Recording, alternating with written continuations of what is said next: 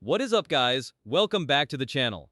If you thought Apple was just going to snooze through the spring, you are dead wrong. Mark your calendars for March 4th because Apple is completely changing the game. We are not getting that standard pre-recorded cinematic video broadcast from the Steve Jobs Theater this time around. Nope, Apple is throwing what they call a special Apple experience, and they are doing it live, decentralized across three massive global hubs: New York City, London, and Shanghai. They want tech reviewers and the media to actually touch these devices immediately, which tells me one thing. Apple is incredibly confident in what they are about to drop, and the absolute star of the show, the device that is going to sell by the absolute truckload, is the brand new iPhone 17e. Let's talk money first, because that is what really matters to most of us. The iPhone 17e is coming in hot at an expected $599. It is officially replacing last year's 16e, and it is laser focused on value. We are talking about students, families, or anyone who just wants that premium Apple ecosystem without taking out a second mortgage. But here's the kicker. Apple isn't just slapping a new chip in an old recycled body this time around. They are completely modernizing the budget tier.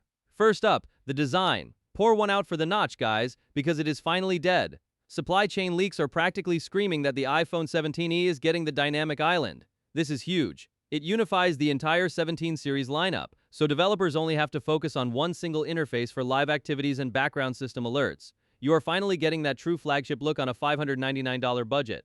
Now, for the display itself, it is a 6.1-inch OLED panel pushing about 1,200 nits of peak brightness. That means no more squinting when you are trying to text outside in the glaring sun. But, and you knew there was a but coming, Apple is keeping the refresh rate firmly at 60 Hz. I know. It is 2026, and we are still talking about 60 Hz screens on a mid-range phone. But from Apple's perspective, they have to leave some reason for people to upgrade to the Pro models. Let's look under the hood. The iPhone 17e is packing the A19 chip. But there is a catch. It is what the industry calls a bin chip. Think of it like baking a batch of chocolate chip cookies. Sometimes a few cookies come out of the oven looking a little funny, or missing a chocolate chip, but they still taste perfectly fine.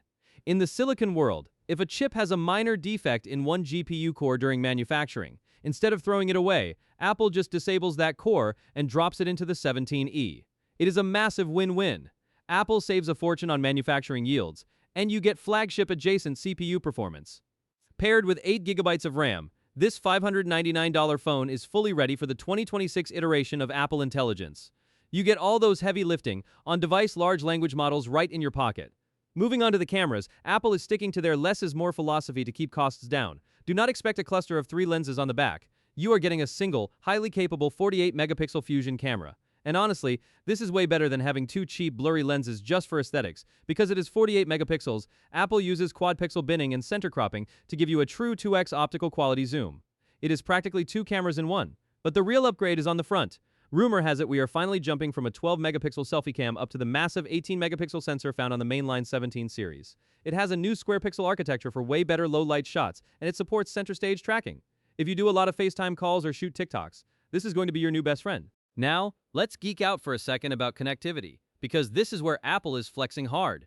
The 17e is dropping third-party hardware and using Apple's own in-house C1X modem, along with their custom N1 wireless networking chip. Why should you care about modems? Because the C1X uses up to 30% less energy for standard 5G tasks. And that N1 chip is an absolute beast. It handles Wi-Fi 7, Bluetooth 6.0, and something called silent processing. Basically, the N1 chip can do background chores, like finding AirDrop connections or tracking your Wi-Fi location, while the power-hungry main A19 chip stays completely asleep. It is like having a tiny butler doing the heavy lifting so your battery doesn't drain. Paired with a 4,000 mAh battery, this thing is easily going to last you all day and then some. Hardware is nothing without software. And the iPhone 17e is going to ship with iOS 27, internally codenamed Rave. Last year, iOS 26 was packed with visual features, but let's be honest, it was a bit of a battery hog. iOS 27 is the ultimate cleanup update. It is purging legacy code and optimizing everything from the ground up. It is basically the snow leopard moment for the modern iPhone. This means your 17e is going to feel incredibly snappy. But Apple cannot just rest on its laurels. The competition is absolutely breathing down their necks. Google just launched the Pixel 10a for $499. That is a full $100 cheaper than the 17e. And the Pixel gives you a 120Hz display and dual rear cameras. Plus, Google just pulled off the wildest software move of the year. They engineered an interoperability hack called Quick Share to AirDrop. It literally lets Pixel 10a users send high-res files directly to iPhones and Macs using the standard AirDrop protocol. For years, Apple used AirDrop to lock us into their ecosystem, but Google just kicked the door wide open. Speaking of affordable tech, the 17e isn't launching alone on March 4th. Apple is reportedly dropping a brand new budget laptop currently codenamed the J700. This thing is designed to completely destroy the premium Chromebook market. It is rumored to cost between $599 and $750, and guess what powers it? The A18 Pro chip straight out of last year's iPhone 16 Pro. Apple is using a crazy new aluminum forging technique to make the chassis super cheap to produce, but still premium to the touch. You get an all-aluminum body, silent fanless operation, and fun colors reminiscent of the iMac. You do have to settle for a 12.9-inch LCD screen and basic USB-C ports. But for a college student, pairing a $599 iPhone 17e with a $699 700 MacBook is an absolute cheat code for productivity. So, the battlefield is officially set. The iPhone 17e is bringing premium Apple intelligence, insane battery efficiency, and the dynamic island to the masses, all while defending its turf from aggressive Android mid-rangers. March 4th is going to be an absolute movie, guys.